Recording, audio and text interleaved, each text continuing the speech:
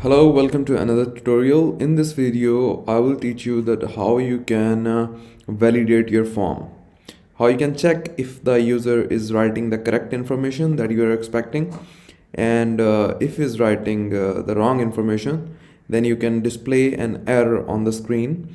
And until and unless it doesn't provide you the correct information, you can prevent the user from navigating to another screen. Okay, so also we will discuss the navigation in this tutorial, that how you can navigate from one screen to another. And for that, first of all, we have a form on here, and I use this form just to perform the validation. And let's take a global key. With the help of this global key, we will be able to point some specific form. And I'm gonna take it a type of form state. Here we have, I will name it form key. And here again, I'm gonna take a global key constructor. So I will also give a generic type to it, form key, form state. And this is the very basic user interface we have, which is static. And I'm just going to perform a validation on here. So there is nothing confusing. We just have a static user interface with two controllers, nothing else. And why I created these controllers, just because we need to perform a validation on this form. And a text editing controller is used to control the text inside the text field. Whatever user gonna write in the text field, you can control it with the help of controllers, text editing controller. And I initialized two text editing controllers just because we have two text fields on here. And first one is email controller, and the second one is password controller. And I'm not initializing directly on here. I just created a variable and I put late in start of declaring the variable, which means that I'm not going to initialize this variable for now, but I will initialize these variables later. I overrided this init state method and I initialize these variable on here. How you can override these methods? Let me remove this code for you and I'll write this code again. If you say ini, you will see this init state method on here. Just override it, and just like that, if you write dispose, and you will get this method. And in the init state, I will initialize these controllers, text editing controller, and also I will initialize the password controller is equal to text editing controller. And once you have initialized these two controllers, it is mandatory to dispose these controllers, otherwise they will keep alive in your memory even after destroying the application or the screen. So it is necessary, if you have initialized any controllers, it is necessary for you to dispose them. So let me dispose it. And also this way we will dispose the password controller as well. And now we are done with declaring, initializing and disposing controllers. And I will assign this email controller to the email text field, and just like that I will assign this password controller to the password text field. Here we have email text field. I assigned this email controller to the email text field inside the controller property, and just like that I initialized I assigned password controller inside this controller property. And now we want to do the validation, of course. And for that, if you check it out, you will get a validator property in your text field, which takes a function with the parameter string. So let's create that, and you can name it anything. I just name it value, and this is the value that user is gonna write on the runtime inside the text field. So I will check if value dot contains at the rate, just because it's email, so email must have at the rate. And here it says that value can be null, so we need to make sure that value cannot be null by using this exclamation mark. And if value contains at the rate, then we don't need to do anything. But if value doesn't contain at the rate, then we need to return something, some error on the screen. So for that I will put not on here. This means if value do not contain at the rate, then I'm gonna return please enter valid email address, just like that. Okay, and just like that I will copy this validator from here and I will paste it inside the password text field, and here I will check if value dot length is less than 8. So I will remove this not on here, and I'm checking on here if the password's length is less than 8, then I will say please no, I will say password must be greater than 8 digits.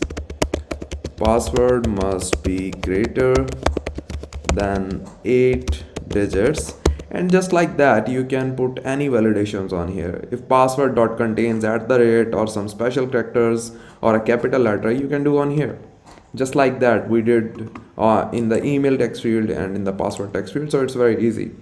So what we did now, we declared initialized and disposed controller, and we assigned that controller to our text fields respectively, and also we applied this validator property inside our text field. And now what is left is if you know, I just created this form key. I will copy this variable and I will give this form key to my form. Here you will get the key property and you can assign this form key to this key property of your form. So this way it will be uniquely identified with the help of this key, and we can apply a validation with the help of this key to this form. And now let's go to the on tap button, which is basically our login button. If I remove this gesture detector, let me remove it.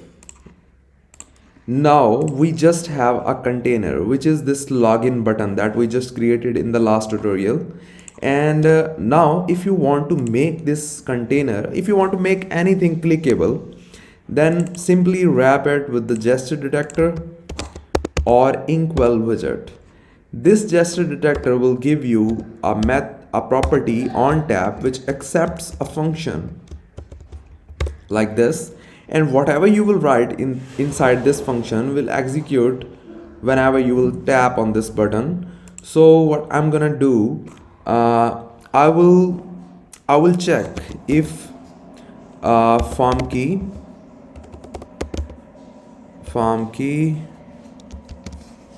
dot current state dot validate. If form key is validate, whenever you will call that, it means you are checking validation of your form that you just applied on these text fields, which are under the form that has this form key. So if the form is form's key current state is validate, then well and good, we will navigate the user to the home page, and else we will display a snack bar. If you want to show some message on your screen, then you can do that like this. We want to show the snack bar, so I will write scaffold messenger dot off context dot show snack bar, and here I will take const. No, I'm not gonna make it constant. Let's keep it simple. Snack bar, and in the content I will write a text that please provide valid credentials. So in case of failure, user will be able to see this, and we will not let the user navigate to the other screen. So for doing navigation, first of all we need to create another screen just because on login tab, if everything is well and good, it's validate, then we have to navigate the user to the other screen. So for that, I already have this boilerplate code for the home page, and what I'm gonna do, I will take a body, and let's take an app bar, and I will use the title property, and I will take a text inside this title property. I will name it home page, and also I will use a body with property, and inside this body I'm gonna take a center widget and child, and inside this child I'm gonna take a text, and I will say my home page. So now we have this home page, and now if the user has entered correct details, then we want to navigate the user from this screen to the home page. So for navigating from one screen to other, we use navigator.off context. Context means we want to navigate from this screen. This is the build context of this screen, of this widget basically, and I will push, and it accepts a route which is material page route, and here whatever you will return inside this build method, user will navigate to that screen. So I'm gonna return home page, and whenever you will return something or some widget, you will put semicolon after that.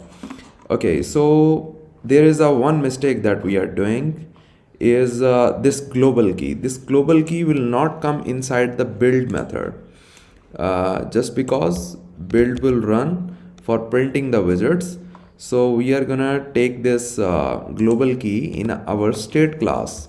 Make sure whatever you are initializing or declaring should be inside this inside the state class, not inside the build method. We took this height and width in the build method just because it will keep changing with the screen size. So it doesn't matter if you take such dynamic UI related variables inside the build method, but such declarations should be outside of the build method and in a state class.